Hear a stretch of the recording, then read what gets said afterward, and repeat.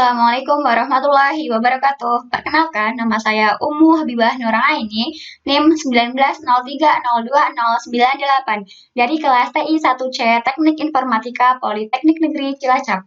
Di sini saya akan membahas mengenai materi grup dari mata kuliah Human Computer Interaction atau interaksi manusia dan komputer. Sebelumnya saya ingin mengucapkan terima kasih terlebih dahulu kepada Pak Abdaul selaku dosen pengampu mata kuliah Interaksi Manusia dan Komputer, karena telah memberikan waktu kepada saya untuk dapat memahami Gruber lebih dalam.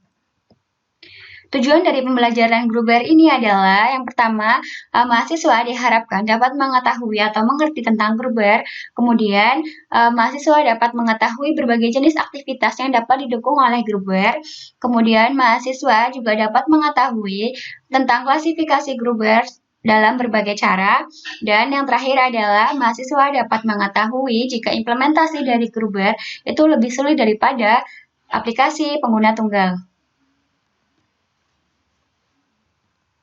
Pada chapter 19 kali ini, saya akan membahas mengenai apa itu Gruber, kemudian sistem Gruber, kemudian Computer Mediated Communication atau komunikasi melalui komputer, kemudian ada sistem pendukung pertemuan dan mengambil keputusan, kemudian berbagi aplikasi dan artefak, kemudian ada kerangka kerja untuk Gruber, dan terakhir adalah implementasi dari Gruber sinkron. Apa sih itu Gruber? Gruber adalah sistem komputer yang mendukung pekerjaan kelompok. Nah, sistem Gruber itu tersedia dalam beberapa cara, namun di sini saya akan menjelaskan salah satunya, yaitu adalah di mana dan kapan para partisipan akan melakukan pekerjaan bersama. Ini dirangkum dalam matriks waktu atau ruang. Ini merupakan gambar dari matriks waktu atau ruang. Jadi, dimensi ruang atau dimensi jarak itu juga disebut dengan dimensi geografi, dan ini terbagi menjadi dua, yaitu ada collocated and remote. Jadi collocated itu adalah same place dan remote adalah different place atau tempat yang berbeda. Kemudian untuk sumber waktu atau dimensi waktu itu terbagi menjadi same time and different time. Jika same time atau waktu yang sama itu berarti sinkron, dan jika waktu yang berbeda atau different time berarti itu adalah asinkron. Kemudian kita akan mengklasifikasikan sistem Gruber berdasarkan fungsinya dari kerangka kerja yang mana menjadi pendukung utama. Di situ ada Computer Mediated Communication. Computer Mediated Communication itu mendukung komunikasi langsung di antara partisipan-partisipan yang terlibat dalam komunikasi. Kemudian ada Meeting and Decision Support System, yaitu menangkap pemahaman secara umum. Kemudian yang ketiga itu ada Shared Application and Artifact, artinya berbagi aplikasi dan artefak. Itu mendukung interaksi partisipan dengan berbagi pekerjaannya. Nah, ini adalah gambaran dari cooperative work. Yes, cooperative work, di mana kedua partisipan itu saling melakukan komunikasi secara langsung, dan mereka akan saling memahami tentang pekerjaan mereka, kemudian mereka akan memberikan kontrol dan umpan balik untuk pekerjaan yang dihasilkan, seperti itu.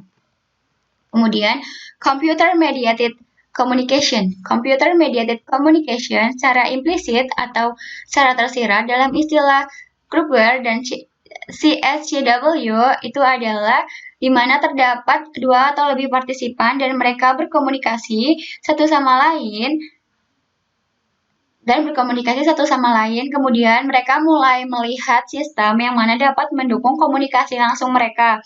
Inilah yang disebut dengan Computer Mediated Communication atau CMC. Ini merupakan bagian yang penting dalam CSCW. Nah, yang beberapa media yang dapat membantu adalah email and bulletin board atau papan buletin, terus kemudian ada structured message system atau sistem pesan yang terstruktur, kemudian teks grade 8, kemudian ada video konferensi dan komunikasi, kemudian ada kolaborasi dunia maya. Nah, untuk email and bulletin boards atau email dan papan buletin, di sini email itu merupakan surat elektronik. Jadi seperti halnya kita mengirim surat kepada seseorang, namun ini melalui komputer. Nah, kalau email yang simpel itu kita hanya dapat mengirimkan kepada satu pengguna, itu karena simpel. Jadi satu penerima, maaf. Kemudian tapi email juga dapat mendukung program di mana jika kita ingin mengirimkan kepada 2 orang atau lebih, seperti ini. Ini kita mengirimkan kepada Janet dan About, yes. Nah, terus beberapa hal yang harus diperhatikan ketika mengirim email adalah ada 5, yaitu ada preparation, dispatch, delivery, notification, dan receipt. Nah, pada preparation, berarti kita harus mempersiapkan. Mempersiapkan apa? Ya, menuliskan pesan yang akan dikirimkan, dan memberi subjek. Jangan lupa ketika kita mengirimkan email, alangkah lebih baiknya jika diberikan subjek, karena agar si penerima dapat lebih mengetahui jika itu tuh email tentang apa, kayak gitu isinya. Terus, kalau dispatch itu menginstruksikan program email untuk mengirim pesan. Jadi kalau udah nulis pesan, ya udah kita harus mengeklik papan kirim, karena kalau tidak, nanti email tidak terkirim. Kemudian delivery. Pada beberapa waktu kemudian, pesan akan terkirim, entah beberapa detik, entah beberapa menit, atau beberapa jam ketika jaringan sedang delay. Kemudian ada notification. Notification ini adalah pemberitahuan ketika pesan kita telah terkirim. Kemudian ada receipt, saya masih bingung bacanya. Di situ penerima membaca email menggunakan program email yang mungkin lain dari pengirim. Misalkan saya mengirimnya lewat aplikasi Gmail, tapi seseorang menerimanya melalui website, tapi membuka Gmail juga, itu juga seperti itu bisa. Kemudian ada bulletin boards. Nah, bulletin boards ini bedanya dengan email itu tadi, kalau email kan ngirimnya hanya ke satu penerima atau beberapa penerima. Nah, kalau di bulletin boards ini dia itu seperti news group. Jadi kayak website di situ itu kayak apa tuh namanya? Ada papan di mana itu kayak sekumpulan grup. Jadi kalau tadi kan perorangan mengirimnya, tapi kalau misalkan di bulletin boards ini itu ngirim kayak posting saya memposting mungkin tentang tentang adanya lowongan pekerjaan. Saya mengirim di Yahoo Group. Nah, saya mengirim di Yahoo Group. Kemudian di situ yang dapat melihat itu adalah mereka yang tergabung dalam grup tersebut atau telah berlangganan kepada grup tersebut, seperti pada gambar di bawah ini nih yang saya tunjukkan ini. Nah, ini adalah contoh bulletin groups. Jadi yang dapat membaca pesan ini adalah mereka yang berlangganan atau tergabung dalam grup HHRMA. Seperti itu. Kemudian ada structured message system atau sistem pesan terstruktur. Nah, masalah yang umum pada email dan electronic conferencing atau konferensi elektronik adalah di mana ketika penerimanya itu banyak sehingga memerlukan pesan yang panjang dan juga banyak untuk dikirimkan kepada si penerima, seperti itu. Jadi structured message system atau sistem pesan yang terstruktur ini ini dikembangkan untuk mengatasi masalah yang terjadi pada email dan konferensi elektronik tadi. Jadi di sini tuh mengadopsi format di mana itu dapat memfilter. Jadi dapat memfilter supaya membagi pesan yang datang dalam beberapa kategori seperti kepentingan dan subjek masalah. Jadi di sini tuh contohnya tuh kategorinya jenis kegiatannya itu seminar. Nah, jadi si sistem pesan terstruktur ini nanti akan memunculkan field, time, place, dan speaker dan title. Mengapa? Karena ketika seminar itu kita bukan membutuhkan, tapi memang pasti ada waktunya, ada tempatnya, pasti dan juga ada pembicaranya dan judul dari seminar tersebut. Seperti itu. Kemudian ada video konferensi. video conference dan communication. Video conference ini sangat membantu untuk mereka yang ingin berkomunikasi secara jarak jauh. Gitu. Contohnya, misalkan saya di Indonesia, teman saya di Amerika. Nah, saya mau bertemu, saya pengen ngobrol langsung, saya pengen bertatap muka, ngobrol langsung seperti itu. Tapi di video conference ini, video conference ini tuh bisa membantu kita untuk berhubungan dengan jarak jauh dengan seseorang dengan bertatap muka seperti itu. Nah, kelebihan dari video conference ini, nah ini ada yang senyum berarti tanda ya kelebihan. Kelebihannya dari video conference ini adalah biaya. Betul sekali. Kenapa biaya? Tadi seperti contoh saya dan teman saya. Saya di Indonesia, teman saya di Amerika, misalnya. Nah, saya kalau misalkan mau bertemu langsung, saya ingin bertatap muka, saya ingin ngobrol langsung, kan harus pergi ke Amerika tuh kalau misalkan nggak ada video conference. Nah, itu tuh bisa menghabiskan waktu berjuta-juta. Nah, bisa menghabiskan biaya berjuta-juta. Nah, namun dari adanya video conference ini bisa membuat saya lebih hemat. Paling yang saya butuhkan hanyalah kuota dan sinyal yang lancar, kan seperti itu. Jadi biayanya lebih murah. Jadi nggak perlu harus ke Amerika bayar berjuta-juta tuh nggak perlu kayak gitu. Terus kekurangannya apa? Kekurangannya adalah karena kita melalui layar komputer, jelas sekali jika tampilan dari gambarnya itu kurang puas karena kita tidak bertemu dengan langsung. Jadi apalagi kalau misalkan kita ingin ngobrol dengan banyak orang tuh, pasti tampilannya akan semakin kecil kolom-kolom dari yang menampilkan mereka seperti itu. Nah, kualitas videonya, kualitas fotonya, kualitas capture-nya, kualitas gambarnya juga jelas maksudnya tidak sejernih jika kita ketemu langsung seperti itu. Ini kekurangannya ya yang tadi saya sampaikan. Kemudian kita akan membahas mengenai meeting and decision support system atau sistem mendukung pertemuan dan mengambil keputusan. Nah, untuk yang kali ini pada meeting and decision support system itu dalam suatu perbincangan peserta itu harus membentuk kesamaan pemahaman tentang tugas yang dikerjakan dan membangun suatu ide.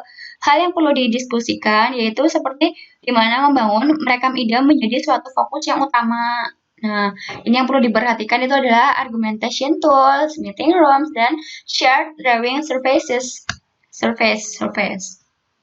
Nah, pertama kita akan membahas mengenai argumentation tools atau alat argumentasi. Nah, fungsi dari argumentation tools ini adalah merekam argumentasi yang digunakan selama mengambil keputusan dan mendukung prinsip asynchron collocated design themes. Nah, ini yang lebih penting daripada itu adalah ketika suatu argumen perancangan digunakan untuk mengkomunikasikan keputusan di antara kelompok perancang. Komunikasi ini terjadi bentuk komunikasi dua arah, di mana perancang dapat menambah argumen perancangan dan melihat masing-masing kontribusi. Seperti itu. Kemudian ada meeting rooms. Meeting rooms itu mendukung face-to-face atau pertemuan grup, yaitu synchron collocated in brainstorming and meeting management meetings. Nah, di sini itu ruangannya itu ya jelas untuk bertemu tatap muka. Kemudian kita memerlukan komputer dan alat-alat yang mendukung untuk pertemuan tatap muka. Terus pemimpin itu membuat tempat duduk itu membentuk huruf O atau C atau C. Dan mereka itu semua itu memiliki komputer di depannya masing-masing. Nah, karakteristiknya itu masing-masing komputer mereka itu sama, isinya itu sama dengan komputer yang lainnya, termasuk dengan komputer sentral juga. Jadi, ini menggunakan prinsip WYSI, ya, atau what you see is what I see, gitu. Kemudian ada shared work surfaces. Shared work surfaces ini merupakan suatu sistem yang menggunakan efek whiteboard, yakni suatu sistem yang mengatur para peserta menulis dengan tangan secara langsung ke layar besar. Ini ya, menulis secara langsung ke layar besar. bisa nulis langsung, bisa nulis di sininya, bisa nulis di apa tuh namanya komputernya, kemudian akan muncul di sini di layar ininya, atau bisa juga nanti kayak pakai LCD seperti itulah guys. Nah, prinsipnya adalah tulisannya itu akan dibuat film dengan kamera atau di capture terus kemudian akan ditangkap secara digital dengan menggunakan layar yang sensitif. Kemudian tampilan tulisan satu peserta akan ditampilkan ke peserta yang lainnya. Kemudian ada shared application and artifacts. Di sini akan ada bahasan mengenai shared PC and shared Windows system, berbagi PC dan berbagi sistem Windows, sistem jendela, kemudian berbagi editor, kemudian co-authoring system, kemudian ada berbagi diary, kemudian ada communication through the artifact. Nah, kemudian untuk shared PC and shared Windows system ini lebih difokuskan kepada pekerjaan yang dilakukan bersama-sama. Seolah-olah membuat seperti apapun yang ditulis itu akan terlihat pada setiap terminal. Jadi membuat beberapa komputer itu seolah-olah menjadi satu kesatuan seperti itu. Nah, kemudian pada shared PC and shared Windows system ini mempunyai dua kegunaan, yakni ketika yaitu dokumennya sedang dalam proses. Contoh jika peserta sedang menggunakan program spreadsheet secara bersama-sama untuk memecahkan persoalan keuangan. Kemudian yang kedua adalah sebagai technical support. Contoh jika kita sedang mengalami kesulitan pada suatu aplikasi, kemudian menelpon lokal technical guru yang akan terhubung dengan komputer kita. Kemudian untuk shared editor ini dapat berbentuk teks maupun grafik yang bekerja sama. Nah, bentuk software yang digunakan dalam meeting room dapat berbentuk shared editor, tetapi digunakan untuk kerjasama pada dokumen yang normal. Hanya bisa dikerjakan pada dokumen yang normal ya guys. Terus, dengan membuat PC dan Windows bekerja sama, maka pengguna mengharapkan mempunyai maksud yang sama dalam suatu komunikasi, di mana hal ini dapat juga dilaksanakan pada komunikasi secara face-to-face atau secara tatap muka, kemudian ada saluran audio dan video atau sekurang-kurangnya pada komunikasi secara tekstual, seperti itu. Kemudian ada kerangka kerja Gruber. Nah, kerangka kerja Gruber ini di situ ada waktu atau ruang, matriks waktu atau ruang dan asynchronous working, terus ada shared information atau berbagi informasi. Di situ di berbagi informasi ada granularity, ada levels of sharing, ada types of object, kemudian ada juga integrating communication and work direct. Nah, di situ ada direct communication, common understanding, control and feedback from shared artifacts, dan ada awareness atau kesadaran. Nah, untuk time atau space matrix dan asynchronous working itu di situ tuh ada matrix. Tadi kan sudah sempat saya jelaskan tuh di sebelumnya. Nah, pada matrix tersebut itu matrix ini tuh menjadi bahasa yang umum digunakan pada lingkungan CSCW dan dapat digunakan selama perancangan sebagai salah satu keputusan yang bersifat interaktif yang akan dirancang. Nah, tabel di atas. Nah, kemudian itu seolah-olah seperti menempatkan sistem Gruber ke dalam refined matrix. Nah, matrix ini tuh tidak luas lagi digunakan, tetapi masih akurat untuk menempatkan perancangan yang berprospek. Seperti itu. Nah, untuk shared information, itu ada granularity. Nah, sistem Gruber yang telah dibahas. Nah, sistem Gruber yang telah dibahas itu berbeda sebagai suatu granularity dari suatu sharing yang diizinkan di dalam pengertian sebagai suatu ukuran potong, suatu objek, dan kekerapan untuk memperbaharui. Berikut adalah contoh dari grafik granularity. Nah, jadi semakin ke kanan, semakin ke kanan, semakin jarang digunakan, dan semakin ke atas, semakin luas pula yang digunakan, seperti itu. Terus pada gambar ada 4 poin yang dapat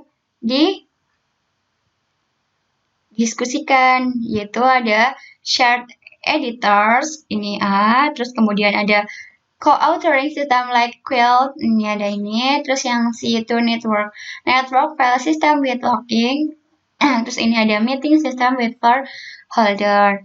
Kemudian yang terakhir kita akan membahas mengenai implementing synchronous groupware. Di situ ada feedback and network delays atau ada umpan balik dan delay jaringan atau keterlambatan jaringan. Kemudian ada feedback dan lalu lintas jaringan. Kemudian ada arsitektur groupware. Kemudian ada toolkit grafikal. Kemudian ada berbagi arsitektur jendela. Terus ada robustness and scalability.